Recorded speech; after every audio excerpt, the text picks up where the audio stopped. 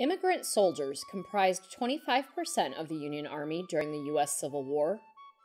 About 3,000 to 4,000 of those soldiers were born in Sweden, many of whom had only been in the U.S. a few years and had not yet achieved citizenship. Sweden had a long history of excellence in battle, and the country's compulsory military training law meant that many of these immigrants were already prepared for battle. There were enough Swedish immigrant volunteers in the Midwest to create complete companies of Swedish-born soldiers and officers. Along with other Norwegian and Danish immigrants, Swedes also helped form a full regiment of Scandinavian immigrants in Wisconsin. Duneland's Swedish immigrants were not to be outdone. Several Swedish men living in the Duneland area joined the Union Army, and many more immigrant veterans moved here after the war. Most had not been in the country for very long, some fewer than 5 years when they went to war. So what compelled them to serve?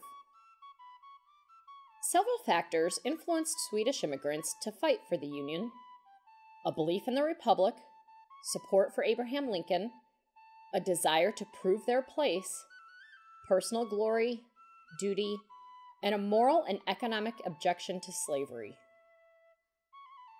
Chicago's Swedish-language newspaper, Hemlandet, also supported these causes and encouraged Swedish immigrants to defend their new homeland. That newspaper likely influenced some of our local immigrants too. We have no certain evidence why specific local men enlisted. No letters or diaries have survived that we know of. But we do know who they were. These Swedish soldiers worked as farmers, lumbermen, tanners, and harness and shoemakers.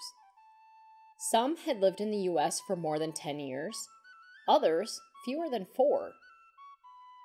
One was injured by a wound through his right lung or shoulder, and one died in Kentucky.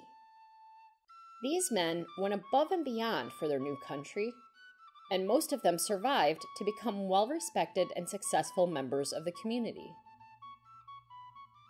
After the war, these Swedish immigrants returned and continued their work while others established new homes, families, businesses, and farms.